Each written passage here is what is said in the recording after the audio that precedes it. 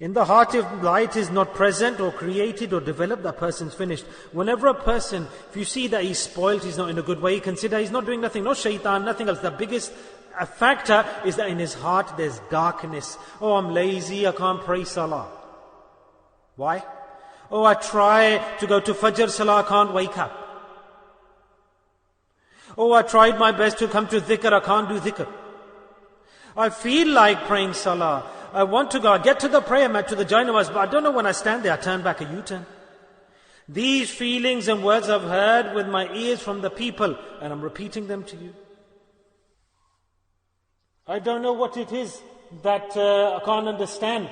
That I thought that in the masjid I'll pray salah, I can't come to the masjid. What's the reason? Obviously, the reason, the root cause, the factor, the common denominator, look for that reason. Which enemy is running after us? Not allowing us to practice the way we want. Yes, we say, oh, shaitan, shaitan. Shaitan, he does one thing. He just does one thing. For example, there's a man and he wants to... The fuse trips, that's it. The rest shaitan's doing. So shaitan trips the fuse and he steps back and that's it.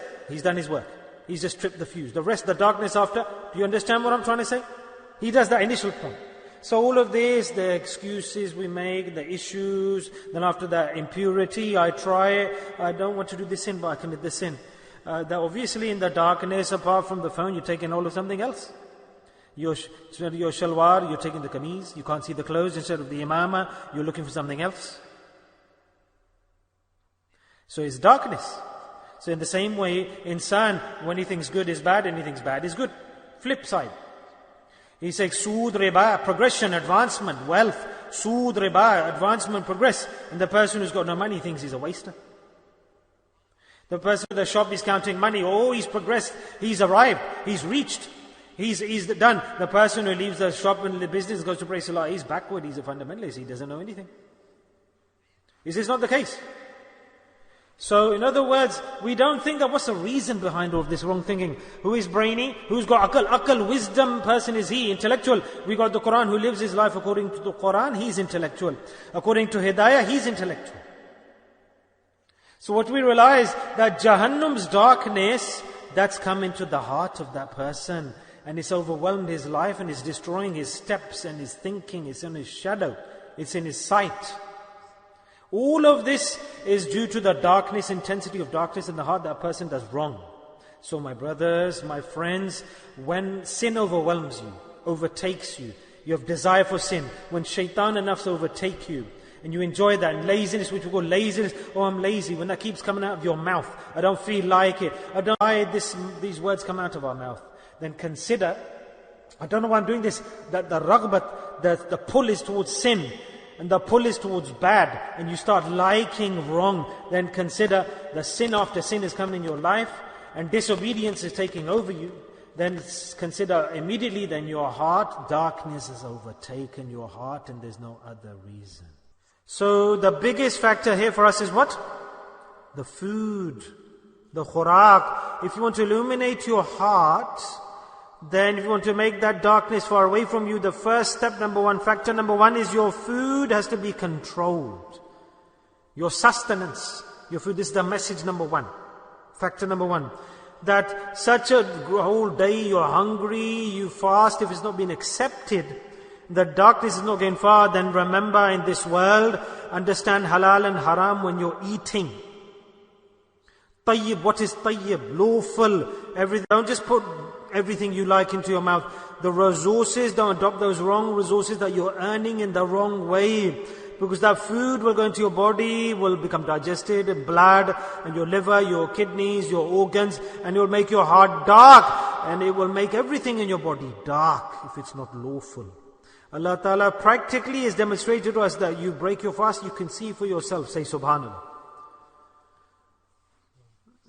So brothers, first step number one is that your stomach, you need to protect it, the human being.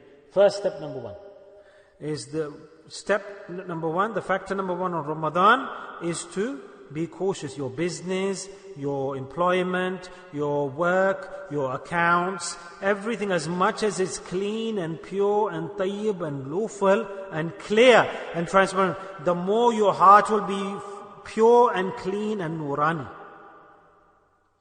I pray a lot of salah, do hajj upon hajj, but one thing will be looked at. What is the source of your income? What is your food and your water? Where is it coming from? Where is it purchased from? How is it made? What do you eat? What do you drink?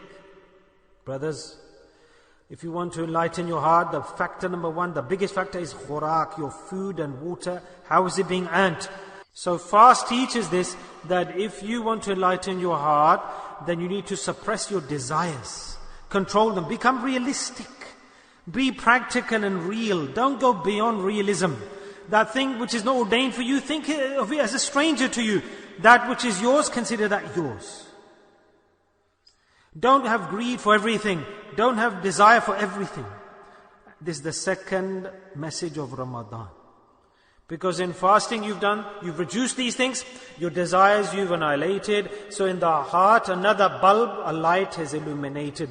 So the second factor, number two, which is a barrier for you, which destroys the heart, what? Are the desires of the human being. Is after sinning to sin again. Yes, control of the sins. This is also an important point. Important point. Ramadan has also made us practice this, and fantastic practice we've done in Ramadan. Yes, that if you want to keep your fast correct, then save yourself from the sins. Prevent the sins. Has the Ramadan told us this or not? Tell me. That the best end of the day, the fast at the end of the day, which is the best, beautiful, decorated, ahsan ibadah that your fast becomes, is that human beings who control his tongue, his hand, his eyesight, his body, his thinking. He saved them from the sins. The final factor. Ramadan says that the most precious and important thing I'll give to you, and it is the biggest bulb to illuminate your heart. And what is that? Company of the good people. Good company. Subhanallah. Pious predecessors say that this is the greatest azim gift of Ramadan that illuminates your heart.